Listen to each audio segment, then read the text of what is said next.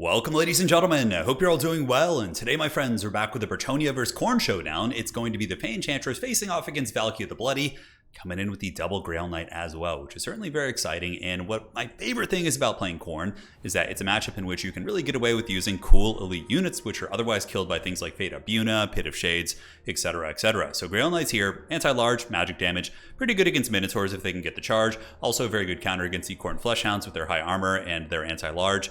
So yeah, this is going to be a place where Grail Knights can potentially do some heavy lifting. So it's going to be Grail Knights, double Paladin, very, very standard, right? The Paladins themselves, good kind of bodyguards for the Fey Enchantress. Anti-large is pretty relevant in this matchup, especially with the recent buffs that we saw to Minotaurs across the board. So having dedicated anti-large characters is quite nice. And Fey Enchantress is just amazing, right? She's got one of the best lores of magic in the entire game with healing. She has a Comet ability, which is nice against Khorne Halberds, and she does also have a Mortis Engine, so yeah, she's a great choice. And that's pretty much going to be it for Plague Penguin's army. It is going to be some peasant mobs, some men-at-arms, and some foot squires kind of backing him up. Now, taking a look over here at Subuchai's forces, Subuchai is going to be coming in with the Marauders of Khorne. I do like the Blood Shrine. I'm actually a big fan of this thing. Although the Fey Enchantress and the Paladins might be able to hunt it down, but it is pretty good for just kind of clearing out foot squires, and does also, I believe, have an AoE buff, the Totem of Endless Bloodletting. Yeah, so melee attack for your units. Cultists are also really tough to remove for Bretonnia. I would say that they're going to be very, very hard in like an anchored position on, let's say, objective number 2. Bretonnia is probably going to have to play a more mobile playstyle where they bounce between objectives. I mean, if the double Paladins can 2v1 on a Cultist, maybe, but generally I think the Cultists are just stronger fighters. 4,000 HP, 6540, 463, whereas the Paladins themselves have about the same amount of HP, but their stats are quite a bit lower. They're anti-large, so not going to be pertinent against foot-based cultists, so yeah, we'll see how that unfolds. Brutes of the Hound? No, basic Marauders and Halberd spam. So Halberd spam was kind of one of the ways that Warriors of Chaos would fight against Bretonnia in Game 2. You would sometimes see Halberd spammed with like Dragon Ogre Shaggots and Hell Cannons, and sometimes even Kolek Sun Eater was a pretty cool choice, but yeah, Valkyrie is hands down, I think, the best choice here. Although, to be fair, Skarbrand might be pretty good as well. If Skarbrand can get a big rampage on like some Grail Knights and drag them to their death in Halberds, or maybe get it on like Paladins and Fey Enchantress and get the picks. I mean, arguably, I think Skarbrand's a little bit underrated. He doesn't see a lot of action. He's a big target, but I do think there's matchups in which he can be pretty surprising. So I do like this tactic from Plague Penguin. I think that playing the outside objectives against Khorne is going to be potentially good.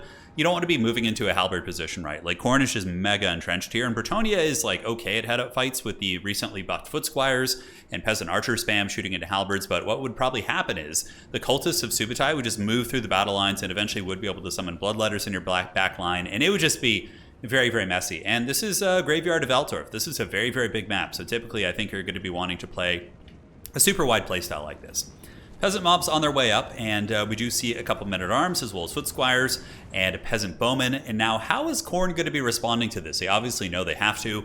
Where are they going to be divvying up their forces?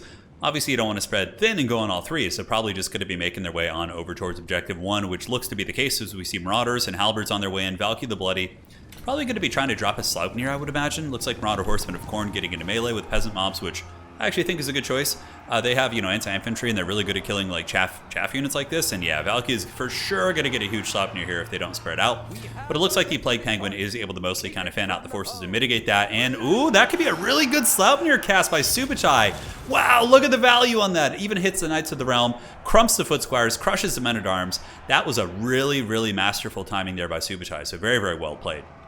Nonetheless, they're chaff. Bretonnia has a lot of expendable units, that's for sure. On the flank, we do see the Grail Knights hanging out while the Knights of the Realm kind of perpetually cycle charge in and out of the front. On the other side, it's just going to be the Bretonnians kind of hanging out, and Khorne also just watching them, having a little bit of a border stare down there.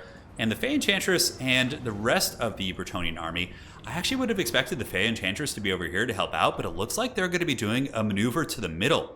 Which obviously Fey Enchantress can kill halberds with a little bit of infantry support and the Mortis Engine over time. Her Mists of the Lady ability, as it's actually called. And for any of you guys who are a little bit newer to Total War, when I say Mortis Engine, I'm referring to something that is like an AoE draining effect because it was first seen on the Vampire Count's Mortis Engine back in the day, so that's just kind of the name that stuck. But Bretonnia kind of getting swept over here. We do see the Marauder Horsemen of Khorne being caught by some mounted yeomen who do get the ambush on them. I think the yeomen might actually end up losing that, but the Grail Knights pulling back, and nothing really substantial of Bretonnia is dying. It's mainly just kind of infantry units. Most of their Knights of the Realm and Grail Knights are all in very good shape here. Footscar is obviously getting crumped. Chalice of Potions going down to the middle, but it looks like Subuchai was able to dodge that, and the two Paladins trying to find a home here. It looks like going after the Blood Shrine of Khorne, which is a decent anchor piece. And yes, we do get some cav coming in as Knights of the Realm lances couch for the lady. going to be charging into this big demonic motorcycle, which is super cool. We also see the mist going down, so you see the Mortis Engine effect, or this little icon. When you click on the units here, you can see the mist of the lady. They're going to be taking 8 to 16 damage per second.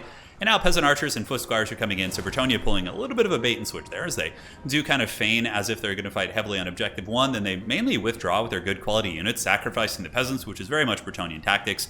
And now they're going to be getting a bit of a surround here, as the Grail Knights charge into Halberds. Not going to be a pretty engagement, but as long as they pull back quickly, don't let the Halberds get that saturated grind on, they should be okay. Plague Penguin also going to be bouncing out to the Marauders of Khorne. That's a much better target. They don't have armor piercing, very lightly armored. Should be okay. Subutai, though, on the other hand, does get a nice pick here. It looks like the Cultist able to beat up the Paladin. Fey Enchantress took a little bit of damage as well. So Bretonnia overall is kind of struggling to find really, really easy engagements. Like the Halberds and all the pointy sticks and all these things that Khorne has is making it really, really tough to find a home in many of these matches here. Knights of the Realm in the back, though, will break these Marauders. Foot Squires trying to get on top of the Halberds here.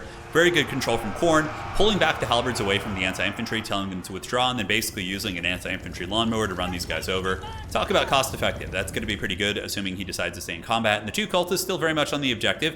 Fey Enchantress and her big blob of Knights going to be charging into the unbraced Halberds, which can do okay damage. You can see immediately they take about, what, 600, 700, 800 damage right there? That's not bad, right? If you can pull back before that really becomes problematic, you can stay in combat and you can attack Halberds, but it looks like they're going to be staying the course, which understandable considering Fey Enchantress is nearby. Her aura gives that constant damage that you're really looking for against the Halberd units. Foot Squires here, able to finally catch those Chaos Warriors. Over here we do have a bunch of routing Bretonnian units, men-at-arms. Maybe they're just going to be hiding in the bushes, waiting for the Khornate forces to leave so they can kind of pounce on that point. Nothing really going down on Objective 3. It's just a couple chaff units. And Slavnir once again cast. Very, very good Slavnir this game. Goes down to the Foot Squires, and they are going to be taking a bit of a hammering. Grail Knights, they got their Lance Formation out, which is going to be lowering their melee defense a little bit, so you really want to make sure you're charging. Bloodletter Summon is coming out from the Cultist. So the Khorne Cultist, every Cultist basically has a condition that needs to be met to get your summons. It didn't used to be that way. They used to be really broken. You could just do it right away. And in Domination, that's really egregious, right? Ooh, big Chalice of Potions. Nice one there on those Chaos Warriors. They got absolutely smashed. Oh, yeah, the Hellforged Host is coming in as well. I love it. Subutai bringing out the big guns. Now, the one thing I really feel like Khorne is missing here, though, even though they're pretty ahead on value, and Bretonnia does, of course, have healing, is the Khorne Taurs with anti-large. Like, I feel like they'd be so good here. Okay, there we are. Right as I say that, they just, like, emerge from the shadows and start crushing everything. Very, very good stuff there. So, Hellforged Host does kind of get run down by the Grail Knights. Good cycle charging coming in as these Knights are bouncing back and forth. And I gotta say, this is some really, really sweaty Knight micro. Like, moving into Halberds, which again, can be done if they're not braced. But you gotta pull back, like, super quick, or you're gonna be taking some horrific trades. Like, this is gonna be really rough. Subutai is definitely gonna get the upper hand here, as he's gonna just beat down these Grail Knights. Bretonnia seems to be getting routed back a little bit. The Hellforged Host, even though they did take a big shock charge right in the face, down to 85 models at about half HP, they still seem to have recovered. And Bretonnia is going to be routed off the middle objective here. Now, the backfield, Bretonnia going to be maneuvering over, taking advantage of the fact that it's a big map, and of course they are the mobility faction. Khorne is very mobile as well, like Fleshhounds and Minotaurs are, what, like around 50 speed, give or take? Let's go ahead and check. Yeah, so 56. And, you know, they also do have Skull Crushers, which you don't see terribly often, but they can play the mobile game pretty well compared to some of the other Chaos Gods. Like, Tzeentch can kind of play it. They have Chaos Knights and Horsemen and Screamers and things like that. Nurgle has Chaos Knights, which are just super haggard. In general, Nurgle is not a mobility faction, but, you know, they're not as slow as people say. But looks like Bretonnia might be able to snake this objective, though. If they're able to get a nice isolation on these, you know, 1,600 gold halberds, or how much ever they cost, these anti-large great weapons, I should say, that would be a huge, huge win for Bretonnia. That is an expensive unit, and we will see if they can get the pick. So far, it looks like the Minotaurs are not getting surrounded, able to chase off some of those units. This objective is currently flipping for the forces of Bretonnia, and the Knights of the Realm are both just trying to find safe fights. As we do see Bloodletters coming out, we do also see Fleshhounds of Khorne, and these Fleshhounds are just going to get absolutely routed here, most likely. Oh, no, never mind. These are Knights Errant. If they were Knights of the Realm, it would be a very crushing, decisive fight, but those are Knights Errant. The Knights of the Realm actually turn around and isolate a couple Minotaurs, which aren't fighting back because they were tethering and kind of chasing after the Knights Errant. And I believe in a head-on charge, Knights Errant might defeat Fleshhounds. It's hard to say. Fleshhounds are really nasty. Obviously, if you do get the infantry coming in here, the Bloodletters, even though they're not anti-large, they still do pack a good melee attack and a nice armor-piercing value. So the Knights Errant are going to be dragged down. And overall, another victory here for Khorne, as we do see the Minotaurs just crush through those Knights of the Realm. Defenders of Fleur-de-Lis going to be maybe charging into Halberds, but Plague Penguin does discover at the last second that that's probably not going to be a great fight, and does opt to pull back. As far as the middle goes, it's a little bit of a scrap. It looks like the two cultists trying to move around and find a home. Bretonnia trying to snake objectives to the best of their ability. So we see Knights Errant spam, the really cheap cavalry, just to try to overwhelm Khorne positions and pull them apart. And honestly, the Bretonnian army looks like it's not doing bad. Here we see Knights of the Realm able to potentially get these guys low leadership. Nope, not quite. Hellforge Host is no joke. That armor on them really, really will mitigate much of the Bretonnian cav damage, because aside from questing knights, most Bretonnian cavalry don't actually have really good armor piercing there. Sorry, I'm having some allergies today. Anti-large paladins, though, going to be chopping away, and you do see the Horn of Khorne going down, and Valkia going for the kill on the Fey Enchantress. You've got to be careful. Without the Fey Enchantress, the Bretonnian army would definitely start folding to leadership. Alone would be a big problem, but you definitely need Mortis engines to consistently do well against the forces of Khorne. And here we do see, well, with Bretonnia is what I'm saying. And Dweller's Blow going down, very, very nice cast there. That's going to be tickling the pickle of these Minotaurs as well as these Halberds. Could break that position. And we do see Bretonnia is down by about 2,700 value, but with the healing being taken into account, it's probably only about 1,000 value lead for the forces of Khorne. Defenders of Fleur-de-Lis in combat versus Bloodletter is not the worst fight in the world, but the Marauder Horsemen are coming in with their throwing axes, which are very, very good against the armored cavalry. In the meantime, Bretonnia's gambit in the middle has been folded. It looks like the Fleshhounds of Khorne, as well as these Chaos Warrior Halberds, able to kind of hold them back. Some of these Knights Errant trying to find a way through, but the double Cultists are just so tough to remove. Unsummons going down from both players as they do a little bit of housekeeping. And it looks like Men-at-Arms are making their way to the middle. So yeah, I think this is really going to be the epicenter of Bretonnia's focus for now. I mean, the middle looks like a bit of a rout. Things aren't going super well there. I do think that they're going to have to focus here and just get some picks and, you know, get that Fey Enchantress carry going. For anybody who's been following the channel for a while, you guys remember the days of old back in Warhammer 2. Just the Fey Enchantress would carry so many games, like kind of like Volkmar did for the Empire, but, you know, Volkmar's not as good as it used to be because he's far less mobile than the Fey Enchantress, and, you know, you don't have to kill him anymore, right? There was these characters in Warhammer 2 that you kind of had to kill, and it was really difficult in the late game. Like, you know, that he's one of the big examples, but now that you can win the game via objectives, it really does kind of change the paradigm of that. Here in the middle, we do see the Bretonnian Knights trying to fight, the Hellforged Hosts and Halberds holding them back, the Brave Men-at-Arms. It's a pretty cool color scheme, the yellow and red. There's so many cool color schemes in this game, for sure. But yeah, Khorne's going to get some skulls for the Skull Throne now. Talk about a mismatch. I mean, there are a fair amount of these Brave Peasants here, but their stats are not great, and yeah, there's a Cultist of Khorne, one of the most elite anti-infantry units in the game. No big deal. These 200 gold units, they got that one covered. Now, the side objective is becoming very precarious. Totally a Fleshhound could come over here. Just a single Fleshhound from Subutai could take this objective. And that's something you always want to kind of keep tabs on here. Now, as far as this fight goes, we do see the double Paladins kind of giving Valkia the business. Could there be some sort of a Bretonnian comeback if they were able to take down the Valkyrie of Khorne? That certainly could be a good start. It does actually seem like Khorne is running out of steam over here a little bit, but it is getting very, very close to a situation where potentially, you know, you'd have to get all three as Bretonnia, which would be very tough with some Halberds and Cultists and different units sitting on the middle point. Valkia the Bloody hunting down the Fey Enchantress. Looks like there's going to be an Earthblood going down as we see the Chad Grail Knights are back. And Grail Knights with their magic damage are actually a great, great answer here against a lot of things Khorne has, right? They can kill the demons on the charge with their magic damage and the high charge bonus. They can kill the Minotaurs, again, with their anti-large and charge bonus, like I said. And yeah, they certainly pack some utility. These Grail Knights in their last life did get over 1,000 value, so they didn't do badly in their last run. But they're back for round 2 and looking to kind of get some kills on these very tattered Khorne forces. So the Fey Enchantress and company may be in trouble. 700 HP. Valkia is on the hunt. Fey Enchantress is a large target on her Unicorn, and it looks like the Grail Knights and the Paladins are going to be riding to the aid of the lady. Oh no, but the Fey Enchantress gets taken out by the Valkyrie of Khorne. Very, very nice stuff. And whoa, what the hell is happening in the middle? Bretonnia has been taking it over here. Their Knights perpetually isolating these Khornate forces, man. Okay, could this be a comeback? Man, I really thought the game was looking very, very precarious, like dicey as hell for Plague Penguin. But yeah, if he's able to pick Valkia here, get a little bit of a revenge snipe, that'd be huge. That'd be really, really big. Taking the leadership penalty to Khorne as well. Obviously, Bretonnian Knights have pretty good leadership, but their basic chaff units, like their Peasant Mobs and Men-at-Arms, are really going to be suffering, if, you know, with the leadership penalty without the Fey Enchantress here. So Valkia is actually trapped, guys. This could be the strike back. This is when the Empire strikes back here, although I guess the alignment rules have been kind of changed a little bit, but she's broken with 257. And it looks like the Knights are going to be going in, moving after the advancing Marauders. And now we see Halberds and Fleshhounds coming out. But honestly, with good micro, these Grail Knights can probably handle these units. With the Paladins kind of beating on the Chaos Warriors and rear charges coming in from Grail Knights, maybe. And this objective is going to be flipping, guys. A Marauder Horseman unit's going to be going down as well. What a great scrappy game between these two players, man. Both of them, I believe, are top 16 on the leaderboard at the moment, so certainly no games are being played here. Chaos Warriors of Khorne with Halberds are getting in position on objective number 2, trying to hold it down, but Bretonnia is just parking cavalry all over the place. Fleshhounds coming in, and it looks like the Knights Errant are going to be getting their lances couched for the lady.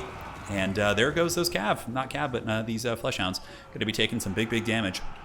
Halberds trying to come over and help the Fleshhounds, but that's going to open up the backs of these Chaos Warriors, which probably means rear charges from Knights of the Realm and or these Tattered Knights Errant here. These Cultists, though, have been really problematic. They each have 3 capture weight. These guys have 5, so currently the capture weight on this objective is going to be, it's going to be 11, give or take, for the forces of Khorne, but these cavalry have 4 apiece, right? So you can see how they can start to outweigh that situation. And on the far side objective, it looks like this is just a desperate fight here. As we do see the Grail Knights, obviously they're going to be able to finish off those Furies pretty easily. They just have good combat stats, and Furies, of course, are very dependent on their physical resist to survive, but they don't want to be charging into Halberds. Subutai might be able to kind of reclaim this. It's really close, guys. 1,300, I mean, he can win on one objective at this point. If he's able to just hold on to any of these points, like, he gets it, but it looks like Bretonnia is, like, potentially going to be triple capping him, dude, which is going to be really crazy. I can't believe it. What a good comeback here. So we do see Fleshhounds in the forest, as well as some Marauders of Khorne, who certainly could be used on this objective right now. Chaos Fury is going to be maneuvering over to the middle. And the Bretonnian Cavalry just cycle charging, just like masterclass here, just hammering these halberds over and over again and trying to get the point, guys, because he knows he needs to get it. He does have the capture weight, and Khorne is just kind of trickling out units now. You can see dual weapon Marauders coming out. That probably means he doesn't have too many other good choices, because dual weapon Marauders are pretty terrible against what's out on the battlefield, right? You see a bunch of Knights. They're not going to be good against anything big with their little axes. They're going to get rode down for sure. And the objective flips, ladies and gentlemen. This objective is being held by Bretonnia. This is just like high-level domination play, right? Like, a lot of players wouldn't understand the capture weight dynamics of like being able to even take an objective which is defended by a superior force using capture weight mobility. But we're seeing that from Plague Penguin. Obviously, he was top 4 in the most recent World Championship. So, yeah, he is no joke. Knights of the Realm, running down the Bloodletters. They don't do magic damage, but, you know, they got the Blessings of the Lady, I'm sure, somewhere deep in there. And they do hold back these Bloodletters. And now they just need to hold long enough that they can then win on 2 objectives. And then they can yield one of the objectives to Khorne if need be, and pull back and, like, hunker down on one of the side points. Chaos Furies here getting absolutely rode down. And the Khornate Warrior is pretty healthy, but, yeah, they don't have quite the capture weight to deal with all this. Although when the Horsemen get there, they might start to swing this one back. 1060 to 1343 at this point, guys. Defenders of Fleur-de-Lis going to be on their way across, so here they come. Will they be attacking these units? Find out here on the next episode, as it looks like Khorne does start to get the capture weight back. The Paladins finally starting to falter. The value lead is about, yeah, it's close to 3,000, but again, with the healing being taken into account, it's probably much closer, if not even, right? Maybe even a little bit Bretonnian favored. They got a lot of Earthbloods off in that early game. So this objective looks like it's going to be held. I don't think Khorne's going to be able to get that one back in an expedient fashion. What are the summons going to be? It looks like Khorne just used their last resources there. Not last for the game, but the most recent kind of accumulation of resources. And they are going to be getting the Fleshhounds to kill these 2 Paladins. This is a really nice snipe here. These Paladins still are 3 capture weight apiece. They're anti-large, pretty formidable. But again, they just need to hold on to this objective to the point where they could win on 2, which is pretty much in that territory. So Khorne is going to have to probably get multiple objectives back here if they want any chance. And you can see the Bretonnian army just has like nothing to kill these cultists. Foot cultists of like almost all the gods, except Tzeentch. And probably Slaanesh. You don't mess with foot cultists with either of those factions. I mean, the Tzeentch ones are okay situationally, I suppose. But really, the Nurgle and the Khorne ones are both very good fighters. Nurgle with regeneration, I mean, I recommend it in almost every single Nurgle build in Domination. Bring the double foot cultists on ground. The armor sundering alone is really good. The regenerating and the summon is icing on top, right, if they end up getting focused. I mean, they are just really good. So at this point, it's totally attainable for Bretonnia to win on 2, and I think that's what's going to end up happening. So Bretonnia is just going to fall back and sound the horn of Helm Hammerhand once more in the deep as they do pull back to this point. Objective 2 held by Bretonnia, and now they pass them in points. And it's rapidly going to become a situation where they could win on 1. Khorne is going to be desperately piling in with Marauders, but just getting absolutely rode down by these Bretonnian cavalry. Anything that gets close is getting a fat lance right in the face, as more glorious Bretonnian Knights ride in here and just send these Marauders packing, quite literally, as they are sent up into the air. Halberds coming across, but with their 28 movement speed, they're not going to get there in time. And ladies and gentlemen, what a great comeback from Bretonnia, because they were taking a lot of L's in the early game. But it looks like the scrappiness, the amazing cycle charging, the really good micro, clearly it was on full display there as he got the objectives, he wrestled them. Valkia going down was quite big, and that was a really good match between those 2 players. The only thing I can say maybe for Khorne is more Minotaurs. They just seem really good. I think, like, honestly, maxing out on Minotaur Great Weapons against Bretonnia is always a good idea because they kill Foot Squires too. They have armor against Peasant Archers. They're just such an unholy nightmare. So that would just be my 2 cents. But anyways, GG, well played. Great value. Grail Knights carry. Look at that. 2,700 on that one. Oh, yeah, I love to see it. That's it. Take care of yourselves. GG, well played. And we'll see you guys with more action here in the next few days.